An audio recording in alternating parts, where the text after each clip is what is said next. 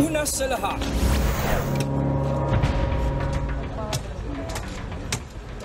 binasag ng mga rescuer ang bintana ng bus na ito sa Lupi, Camarines Sur. Naipit sa loob ang driver nang sumalpok ang bus sa isang nakaparadang truck. Natrap din ang mahigit 20 pasahero dahil nawasak ang pinto ng bus. Ang iba pang detalye ng balitang yan, abangan maya-maya lang. Magandang hapon, Pilipinas. Narito na ang malalaking balita sa Frontline. News 5 exclusive, transgender woman sa Pasig, patay matapos sakalin at bugbugin ng mga kainuman. Tangke ng tubig sa rooftop ng isang gusali sa Parañaque biglang sumabog, 10 sugatan. Pangulong Bongbong Marcos patuloy na humihingi ng tulong sa mga kaalyadong bansa laban sa mga agresibong aktibidad ng China sa West Philippine Sea. 9 na tripulanteng Pinoy nang na-hijack na barko sa Gulf of Oman nakauwi na sa bansa. British singer-songwriter Ed Sheeran nakijamming sa Ben & Ben sa kanyang mathematics concert. Bago yan,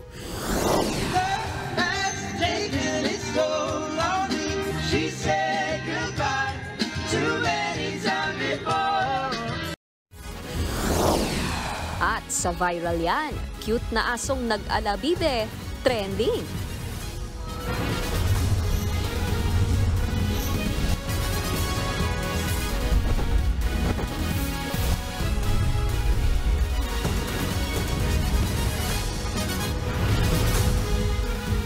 patay ang isang transgender woman matapos sakalin at bugbugin ng dalawa niyang kainuman sa Pasig. Ang karahasan nag-ugat daw sa pikunan. Nasa frontline ng balitang yan, si Rainiel Pawid, exclusive. Sa susunod na buwan, 30 anyos na sana ang transgender beauty queen na si Danilo Casimiro o mas kilala bilang Shaina Nazaret. Pero hindi na siya aabot sa birthday niya matapos mapatay ng kanyang mga nakainuman sa Barangay Pineda sa Pasig City. Kwento ng ina ni Shaina na si Belinda, March 3 nang magtungo raw si Shaina sa bahay ng kaibigan para sa inuman. Pero ang masaya sanang banding na uwi sa pananakal at pambubugbog kay Shaina. Parang nakaupo lang na gano'n, tapos yung eman na yun, yung suspect yun. Sabi, hindi ako makahinga, tumumba na. Pagtumba po, ulit, ayun, sumubsob, doon na nila pinagtulungan, gulpihin talaga. Kinaumagahan nakauwi pa raw si Shaina sa bahay. Puno ng pasa at pilit pa raw pinagtatakpan sa kanyang ina ang nangyari. Sabi lang po niya, nadulas yan, hindi siya nagsabi na ginulpe. Nadulas lang daw po siya. Ganun nangyari. Ito ang iniinda niya. Tsaka talaga iba ng niya, tsura niya. Nandidilat siya na nangingitim ito. Tsaka parang hindi na siya nakakakilala. Dito na raw pinilit ni Belinda na dalihin sa ospital si Shaina. Na-confine si Shaina ng 3 araw hanggang sa tuluyang bawian ng buhay dahil sa hemorrhage o pagdurugo sa ulo. Humingi ng tulong ang pamilya ni Shaina sa mga pulis. Natunton ang 2 sospek sa tulong ng isang testigo. Kabilang sa nahuli si alias Rodrod na sa inuman lang nakilala ni Shaina. Katwiran ni Rodrod sa panggugulpi sa biktima, tila nagdilim ang paningin niya sa pang-aasar ni Shaina. Inasar nitong Danilo si Rodrod. Sabi daw niya, ang pangit mo. Yung si Danilo. Sinuntok niya, sinipa-sipa. Ang sumakal umano kay Shaina ay ang mismong kaibigan nitong si alias Eman. Tumanggi nang magbigay ng pahayag ang 2 sospek. Nagbabalita mula sa Frontline, Rainiel Pawid, News 5. Sumabog ang tangke ng tubig sa isang gusali sa Parañaque kagabi. 10 ang sugatan. Nasa frontline ng balitang yan, si Ian Suyu.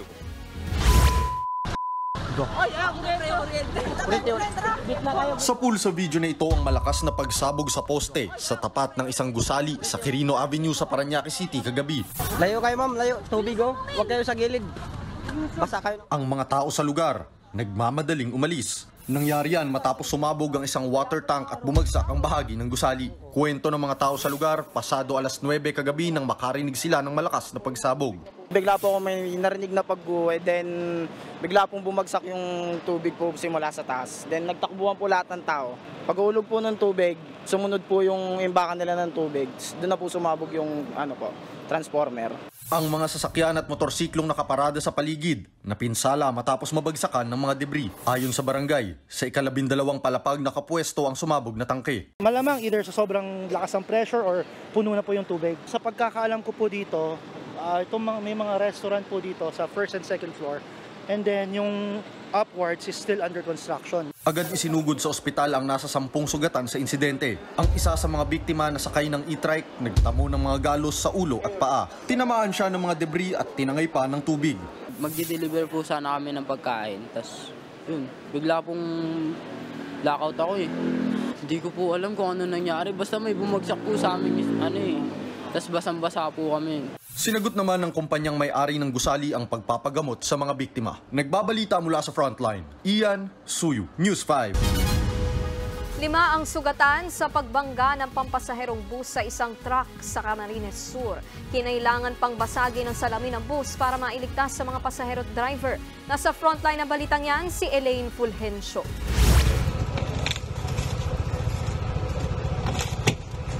Binabasag ng mga rescuer ang salamin sa driver's seat ng pampasaherong bus na ito sa barangay Kabutagan, Lupi, Camarines Sur kahapon. Naipit sa loob ang driver ng bus matapos bumangga sa nakaparadang truck na nasiraan naman sa kaparehong highway.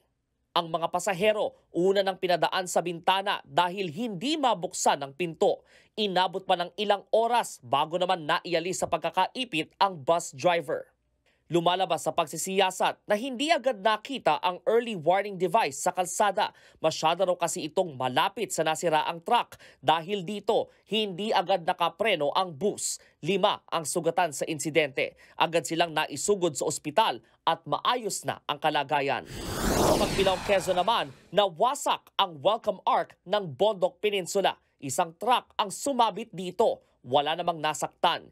Hinihintay pa ang heavy equipment para tanggalin ang debris at tuluyang maialis ang truck. Pinangangambahan namang tuluyang gumuho ang arko dahil sa nasira nitong pundasyon. Nagbabalita mula sa Frontline, Brian Basa, News 5. Nakiisa si Pangulong Bongbong Marcos sa paggunita ng Ramadan. Sa mensahe ng Pangulo, umaasa siyang mapapatatag ng selebrasyong ito ang ugnayan ng bawat isa. Magsilbi raw sana itong paalala na maging mas mapagpatawad at magkaisa tungo sa pag-unlad. Dagdag pa ng Pangulo, sinasalamin ng Ramadan ang mayaman nating kultura at matatag na pananampalataya. Ang Ramadan ay isang buwang ginugunita sa pamamagitan ng pag-aayuno o fasting ng mga Muslim. Taunang pag-alala ito sa unang revelasyon sa propetang si Muhammad na siyang nagtatag ng Islam. Naperwisyo ang mga namamasyal sa Quirino Grandstand sa Maynila. Nagkalat kasi sa parke ang sandamakmak na basura matapos ang isang pagtitipon. Nasa frontline ng balitang yan, si Gio Robles. Ito ang bumungad sa mga namamasyal sa Quirino Grandstand sa Maynila kaninang umaga. Sangkaterbang basura ng mga bote, plastic, styro at supot ng mga pinagkainan. Inireklamo sa News 5 ng ilang namamasyal ang anilay dugyot na pasyalan. Parang dugyot, nakakaano naman kumain. Tsaka ang baho. Hindi na itago ni Rovi mula Quezon City ang pagkadismaya sa inabutang kalat. Sobrang dami po ng basura. Considering this is a park na para sa mga bata, ang dami pong basura. Pagja-jogging at pagmumuni-muni naman sa lugar ang pakay ni J.R. Varon. Pero imbes na ma-relax, lalo raw siya na-stress sa kalat. Parang hindi maganda sa mata. Kaya lumipat ako ng pwesto kanina para lang magpapawis. Bago nito, may isang event na idinao sa Quirino Grandstand bilang pagdiriwang sa Fire Prevention Month. Idinulog ng News 5 sa National Parks Development Committee o NPDC na siyang namamahala sa Quirino Grandstand at Luneta Park ang mga basura. Ayon sa NPDC, responsibilidad ng mga organizer na siguraduhing malinis ang Quirino Grandstand. Napaabot na rin umano ng pamunuan sa organizers ang problema sa naiwang mga kalat matapos ang event kanina. We already have coordinated dun sa client namin, itong organization na to, regarding po dun sa na-raise na concern na iniwan nila na marumi yung area. Yung aftercare care ng event, it should be also a responsibility ng client na dapat iwan nila na malinis din yung area after their event. Iginiit ng NPDC na mas magiging mahigpit na rin sila sa pagbibigay ng permit upang mapanatili ang kalinisan at kayusan sa Quirino Grandstand na isang historical site. We will be, of course, stricter when it comes to yung ensuring na dapat ma-comply yung aftercare ng event sa mga venues po natin sa park. Agad naman nagpadala ng street sweepers at truck ang Manila LGU para mahakot ang mga basura. Bagaman hindi naman na raw bago ang ganitong eksena sa tuwing may okasyon sa grandstand, panawagan nila sa publiko. Sa side po namin ng Department of Public Services, gusto kong manawagan sa mga taong bayan na magkaroon naman sila ng kaayusan at kalinisan sa kapwa, sa kapaligiran. Nagbabalita mula sa Frontline, Gio Robles, News 5. Patuloy na kumakalap ng suporta si Pangulong Bongbong Marcos sa mga kaalyado nating bansa laban sa mga agresibong aktibidad ng China sa West Philippine Sea. Ayon yan kay House Deputy Majority Leader at Special Committee on West Philippine Sea Chairperson Neptali Gonzales II. Aniya, palagi raw binabanggit ng Pangulo ang issue sa teritoryo sa kanyang mga meeting kasama ang mga leader ng bansang kanyang binibisita. Kabilang nga riyan ang Australia at Vietnam. Lagi rin daw pinaninindigan ng Pangulo ang territorial at sovereign rights ng Pilipinas sa ating mga teritoryo, kabilang ang Ayungin Shoal at Bajo de Masinloc o Scarborough Shoal. Nakuha naman ng Pangulo ang suporta ng Australia na magkasundo ang dalawang bansa na palakasin pa ang kanilang joint maritime activities. 3 sa bawat 4 na Pilipino ay handang ipagtanggol ang Pilipinas sa mga kalabang dayuhan. Yan ang lumabas sa bagong survey ng Okta Research. 77% ng mga Pinoy ang handa raw makipaglaban. 23% naman ang hindi raw payag o handa. Base sa survey, pinakamarami sa mga gustong lumaban para sa bansa ay nasa 45 hanggang 55 years old. Isinagawa ang survey noong Disyembre. Susunod, 2 lalaking nagrerenta ng mga sasakyan para nakawin arestado sa Batangas. 9 na tripulanting Pinoy nang na-hijack na barko sa Gulf of Oman, balik bansa na. At lalaki sa India, may mga pambabaing kamay. Paano nangyari yan? Lahat ng yan sa pagbabalik ng Frontline Pilipinas Weekend.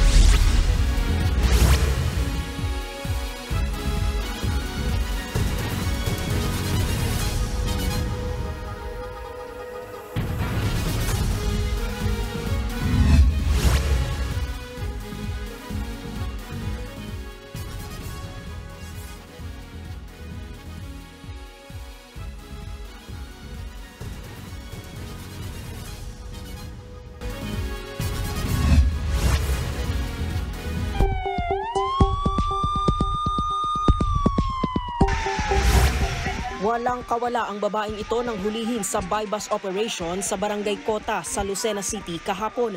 Kinilala ang sospek na si Alias Ann, 45 taong gulang. Nakumpiska sa sospek ang pake-paketeng shabu na may street value na higit 2 milyong piso. Na-recover din ng mga pulis ang timbangan na ginagamit sa pagre-repack ng droga, pati bag at pera. Nakakulong na ang sospek sa Lucena Police Station at nahaharap sa reklamong paglabag sa Comprehensive Dangerous Drugs Act. Sa Santo Tomas, Batangas naman, arestado ang 2 lalaking miyembro umano ng isang carnapping group. Ang modus ng mga sospek, rentangay scam. Kunwari ay rerentahan ng sasakyan tapos nanakawin ito. Aktibo raw ang grupo sa Metro Manila at Calabarzon. Kinilala ang mga sospek na sina Roberto Baligat at Leonardo Dayo. Patuloy namang tinutugis ng mga pulis ang kanilang leader at iba pang kasabwat. Sa Binyan, Laguna, 6 ang arestado dahil sa pekeng bentahan ng hulugang bahay. Ang modus ng mga sospek, magbebenta ng pasalong bahay. Manghihingi ng down payment pero hindi nila ito ibibigay sa may-ari ng bahay. Sa halip, ibubulsa nila ang pera at tatakbuhan na ang buyer. Nasa 700,000 piso ang nakulimbat sa biktima. Nakakulong na ang sospek at mahaharap sa reklamong estafa. Balik Pilipinas na ang 9 na Pilipinong tripulante na sakay ng na-hijack na oil tanker sa Gulf of Oman nitong Enero. Minamadali na rin ng gobyerno ang pagpapauwi sa 8 pang Pinoy na naiwan sa loob ng barko. Live mula sa NAIA sa Pasay, nasa frontline ng balitang yan si Rainiel Pawid. Rainiel, kumusta ang kalusugan ng mga umuwing seafarers? Sir, maayos naman nga yung lagay ng mga kapatid natin na seafarer. Pero sa kabila niyan, sasailalim pa rin sila sa psychosocial intervention at debriefing para maibsan nga yung nakuha nilang trauma doon sa hijacking incident. Matapos nga ang 2 buwan ay balik Pinas na ang 9 na tripulanteng Pinoy pasado alas 4 ngayong hapon. Kabilang sila sa 18 Pinoy seafarers na lula ng na-hijack na St. Nicholas oil tanker sa Gulf of Oman. Una nang nakauwi sa bansa ang isa nilang kasamahan nitong katapusan ng Enero. May 2 pang uuwi sa susunod na linggo habang ang natitirang 6 ay wala pa raw kapalit na tao sa barko. Pero ang gobyerno handa raw ng mabilisang repatriation sa mga naturang seafarers. Paglilinaw ng Department of Foreign Affairs, hindi na hostage ang mga tripulante. Target umano ng Iranian government ang mismong barko na dati nilang pagmamayari na ngayon nasa kustodiya na ng Amerika. Ang mga umuwing tripulante sabik na raw na makasama ang kani-kanilang pamilya. Narito ang pahayag ng DFA at ng OWA. Hindi naman sila hostage per se kasi kusang loob silang naiwan doon dahil binigyan ng double salary. Kakausapin po muna natin sila kung makapag-decide sila na mag-settle na sila dito sa Pilipinas, then we will provide reintegration assistance po sa kanila. Jester, sabi nga ng DFA, pinakamatagal na ang buwan ng Abril para mapabalik yung natitirang mga tripulanting Pinoy doon sa Oman. Sa ngayon, Jester, ay sinigurado naman ng gobyerno na nakakausap ng kani-kanilang pamilya yung mga tripulanteng naiwan pa nga doon sa Oman. Jester. Nag-uulat mula sa Pasay, maraming salamat, Rainiel Pawid. Ngayong Women's Month, kilalanin natin ang isang babaeng alagad ng sining. Ang kanyang mga obra kinikilala sa pagtataguyod sa kapakanan ng kababaihan. Nasa frontline na balitang yan, si Bea de Guzman.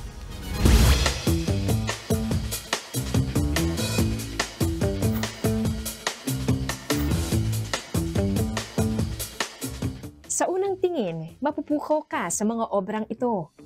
Mula sa putik, mano-mano itong hinuhulma ng 28 taong gulang na si Yana Engaño, isang pottery artist na mas kilala bilang Odang Putik.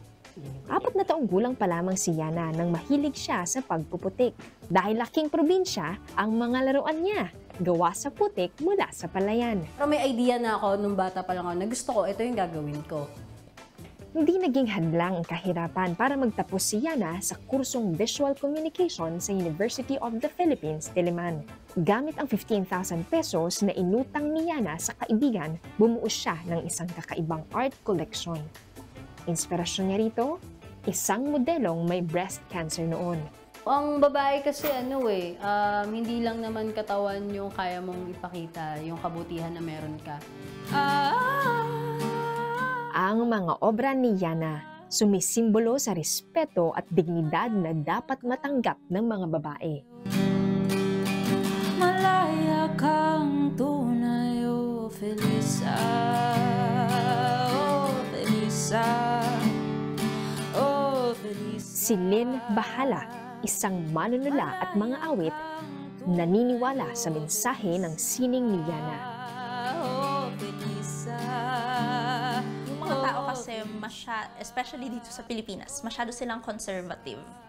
So, para sa kanila, parang ganitong simpleng bagay lang na it's just human anatomy. Pero para sa kanila, bastos pa rin pag nakikita nila yun. Ayun. So, kung ganun pa rin yung pag-iisip ng mga tao, paano tayo makakapag-move forward? Si Yana at Lynn nagtuturo ng sining ng libre sa iba't ibang komunidad. Dito sa Odang Putik Pottery Studio sa Quezon City, 4 ang estudyante ni Yana. May madaming batang gustong mag-ceramics pero hindi nila afford. So, para sa akin, masaya ako na nandito, natututo. And then, balang araw, makakapagturo din ako. Ang dami mong makukuha na kaalaman while I stopped studying po muna. yung pag-aaral, hindi siya, your learning never stops kahit kung nasaan ka po. Siyempre, hindi pwedeng hindi natin ito masubukan. 3, 2, Para sa mga ibang gustong matutunan ang pottery, pwede po kayong pumunta dito sa Odang Putik Pottery Studio dito sa Tandang Sora, Quezon City. At meron silang promo ngayon na 2,000 pesos only for a pair. So para siyang 1,000 per head. So matutulungan niyo po lahat ng mga estudyante na nag-aaral dito ng libre para maipasa pa sa mga nakababata yung ganitong klase ng sining. Ang mga obra ni Yana, hindi lang basta agaw pansin. May malalim din itong mensahe ng pagpapahalaga sa kababaihan at malaking ambag nila sa lipunan. Bea de Guzman, News 5. Susunod, lalaki sa India. Bakit kaya may mga pambabaeng kamay?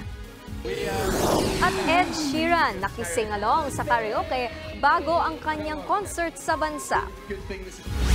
Huwag kayong bibitiw, magbabalik ang Frontline Pilipinas Weekend.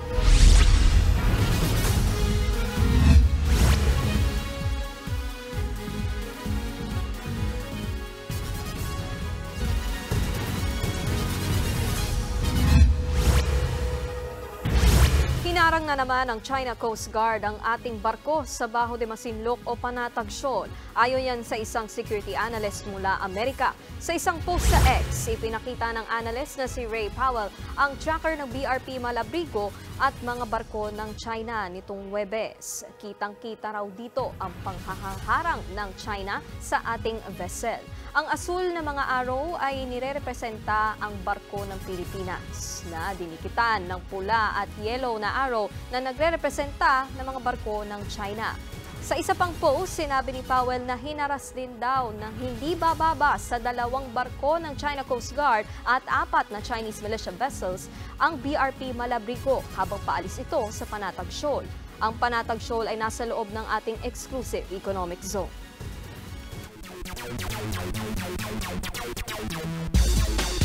Isang oras na lang maghaharap na ang Seoul SK Knights at Chiba Jets para sa finals ng East Asia Super League. At live mula sa Lapu-Lapu City, Cebu, nasa frontline ng balitang yan si Marty Bautista. Marty, kumusta na dyan? Jess, magkakaalaman na mamaya kung sino ang hari ng East Asia Basketball at ang mag-uuwi ng $1 million cash prize. Dito sa Hoops Dome Arena sa Cebu, magkakatapatan na ang Seoul SK Knights at Chiba Jets para sa finals ng East Asia Super League. Napalanunan na ng SK Knights ang Korean Basketball League Championship ng 3 beses. Kaya sanay na raw sila sa pressure lalo ngayon sa East Asia Super League Finals. Ang Chiba Jets naman ng Japan nanggaling sa impressive 7-game winning streak at sa momentum nilang league record na 53-game winning run sa 2023 Japan B-League. Kaya kumpiyansa ang koponan na wala pa ring makakatalo sa kanila. Pero bago niyan, naglabanan muna ang anyang Red Boosters kontra sa New Taipei Kings para sa battle for third. Kahit hindi nakalaro ang fan favorites na sina Renz Abando para sa Red Boosters at Jeremy Lin para sa New Taipei King dahil sa injuries, todo pa rin ang bakbakan ng dalawang koponan.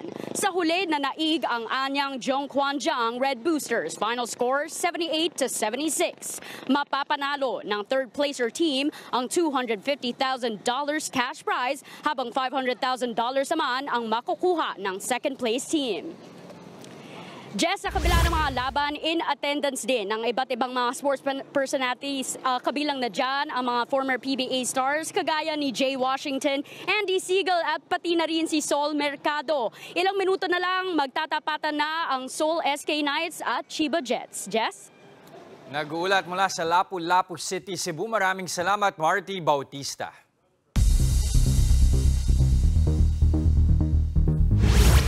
Isang lalaki sa India ang may mga kamay na pambabae. Paano nangyari yan? Naputol ang 2 braso ng lalaki na isang pintor. Hindi na idinetalye kung paano ito nangyari. Pero nitong Enero, sumailalim siya sa double limb transplant nang may nag-donate ng 2 kamay. Ayon sa mga doktor sa India, isang babaeng brain dead na ang organ donor. Tagumpay naman ang operasyon na itinuturing na kauna-unahan sa India. Ayon sa mga doktor, maayos nang nagpapagaling ang lalaki. Susunod, British singer-songwriter Ed Sheeran may kwelang karaoke session bago ang kanyang concert kagabi. At sa viral yan, asong nag-alabibe sa TikTok. Trending! Tuloy-tuloy ang balitaan sa Frontline Pilipinas Weekend.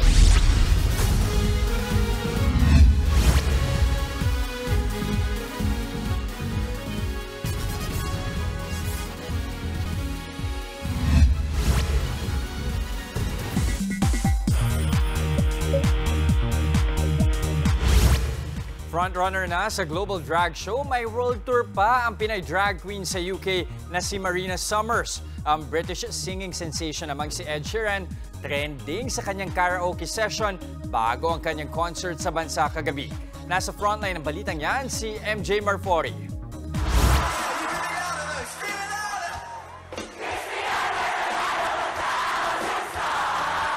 Singing out loud ang peg ng Pinoy Cheerios sa The Mathematics Tour ng British singer-songwriter na si Ed Sheeran sa SMDC Festival Grounds kagabi. Siyempre, kinanta niya ang ilang classic hits tulad ng Lego House,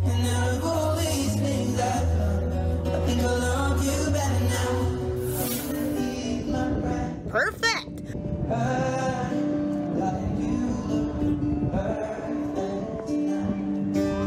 at marami pang iba. Pero ang isa sa mga highlight ng gabi, si Ed nakijamming kasamang ang ating Pinoy folk pop band na Ben and Ben sa awiting Maybe the Night.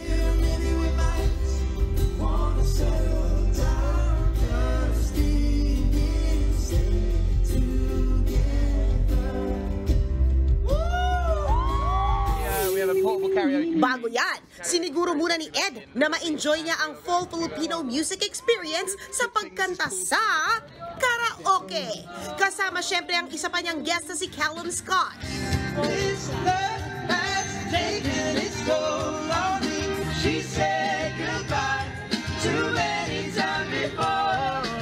Winner, diba? Magpapatuloy ang The Mathematics Tour ni Ed sa March 16 sa Mumbai, India. Isa pang winner! Ang performance na yan sa international show ng Drag Race versus the World ng ating Pinay drag queen na si Marina Summers. But wait, there's more! I feel proud as a Filipina walking on the world stage wearing this amazing top-tier drag. Dahil sa husay na pinakita ni Marina, wagi siya sa latest episode ng show. At kasunod ng pagkapanalo niyang yan, all set na siya sa kanyang world domination sa nalalapit niyang world tour hanggang Mayo. Sa ngayon, ongoing pa rin ang kanyang Drag Race UK versus the World journey. At sa kanyang naiipon ng wins, isa na siya sa itinuturing na front runner ng palabas. Nagbabalita mula sa Frontline, MJ Marfori, News 5.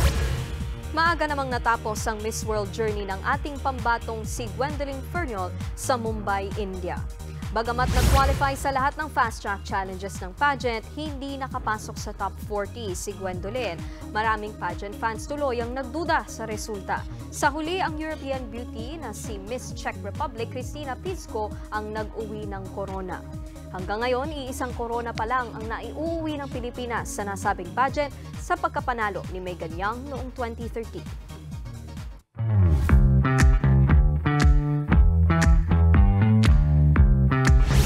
Partner, nakapag-suot ka na ba nung hanggang ngayon? Uso pa rin na ducky hair clip.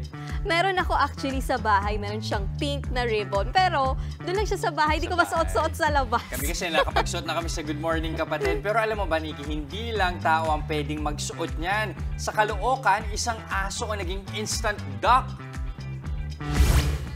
Tatlong bibe akong nakita. Are you mad? Can I see your face? You're so pretty nga iyo. Yan si Miru. May duck muzzle siya at duck clip kahit na isa siyang Shih Tzu. Kwento ng kanyang fur mom, tahol ng tahol si Miru tuwing meron siyang work from home meeting kaya tinatakpan niya ang bibig nito. At para complete costume, inipitan niya si Miru ng duck clip. Cooperative naman daw si Miru sa trip ng kanyang fur mom. May treats din siya lagi kapag well-behaved. pet accessory na rin siya Pet ngayon. accessory na rin. Basta, tawag dito, siguro din na hindi masaktan yung aso. Yes. Diba? Pero tagal na rin yung trend na yan, Oo, ha? actually Buhay na may buhay mga pa versions rin. niya. Ang nauna niya, naalala mo dati yung parang bean sprout. Talaga? Oo, Hindi ko na catch yun. Okay. At yan ang mga balita mula sa frontline ng Pilipinas ngayong weekend. Mga balita at impormasyong para sa may alam at may pakialam. Ako po si Nikki de Guzman. Kami ang inyong mga kasangga sa pagbabalita. Ako naman si Jess de Los Santos. Magandang gabi, Pilipinas.